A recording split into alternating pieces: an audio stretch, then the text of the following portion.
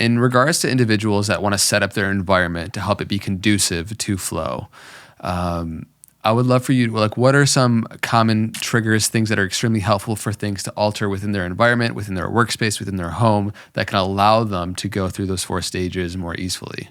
Flow follows focus. Can only show up when all of our attention is the right here, right now. I said that's what all the flow triggers do. The first and most important flow trigger is complete concentration, right? So when it comes to let's talk about individual flow, not group flow, the shared collective version. Let's just stay with individual flow for a second. This means, first of all, you have to practice distraction management. Like before you move into your workspace, you got to turn off your email, turn off your smartphone, messages, notifications, to have conversations with your, if you're working from home, talk to your partner, talk to your spouse, talk to your kids, talk to your roommates. If you're in an office, talk to your boss, talk to your coworkers, right? I always tell people that the distractions are terrible for flow. In fact, there was work done, the guy there's Timothy Lister, and I can't remember who his partner was.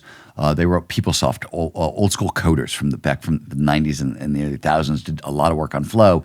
They were working on flow and coders, and they found that if coders get knocked out of flow, it'll take them a minimum of 15 minutes to get back in, if they can even get back in at all. So those distractions are really costly. They're going to keep you out of flow. And even if you do get into flow, they can knock you back out, and there's a big cost there. So one, you want to just remove all the distractions. This also tells us one thing across the boards: open office plans are a disaster. They're just a disaster.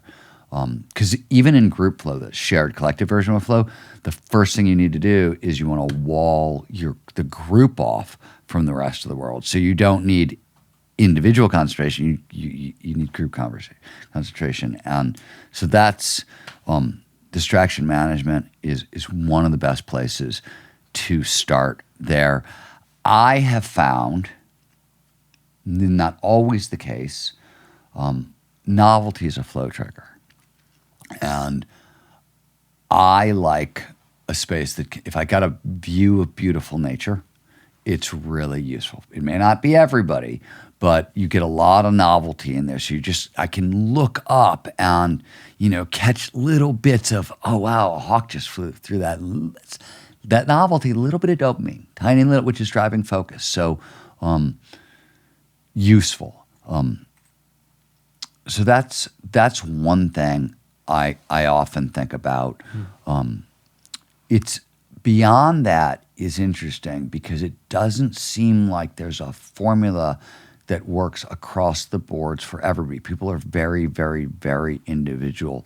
So I think it's more about how you manicure your internal state, but so let's talk about the simplest things people can do if they want more flow in their life from a practical standpoint.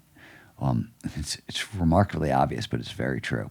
So we all have what we call a primary flow activity, which is essentially, it's that thing you've done since you were a little kid that most of the time just drops you into flow, right? We can say it really technically that, like, this is the thing that has the flow triggers that you are most susceptible for, blah, blah, blah. But it's really whatever you've done your whole life that is most likely to drop you into flow. For me, it's skiing. My wife, it's, hiking our dogs to the backcountry. My best friend is playing the guitar, as we talked about a second ago. On and on and on. Some people, it's dancing samba. Some people, it's playing with their kids. Some people, the list goes on. But flow is essentially a focusing skill. So one of the things that we know is the more flow you get, the more flow you get.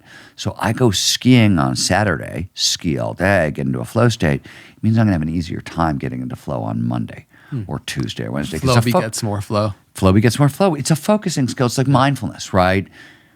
The more you meditate, the better you get at meditation because you're learning how to focus, right? Yeah, exactly. So the same thing is happening with flow. So that's A. B, two other things that are really critical here.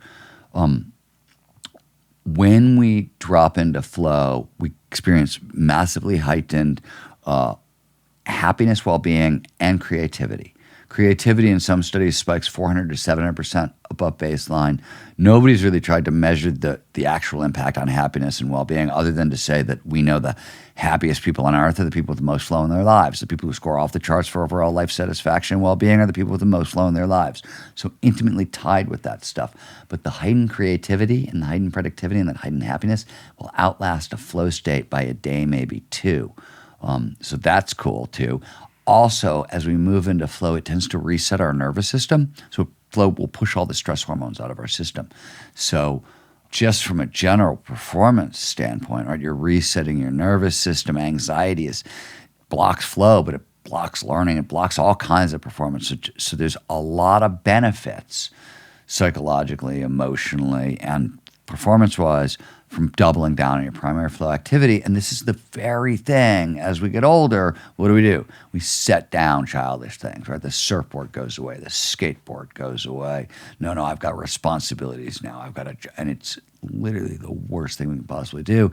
In fact, burnout, which is so prevalent today, over and over and over again, we know that if you're burned out, the single best thing you can do to restore yourself to normal is double down on your primary flow activity. What the research shows is you don't need a ton of time. 3 to 4 hours a week is often enough to do the job. And you can usually, if you want, you can split that up into a couple of sessions, but it's literally like one afternoon a week you should probably devote to something that's really flowy for yourself for this reason. That's not a way of manicuring your space and your environment, but it's a way of manicuring your life.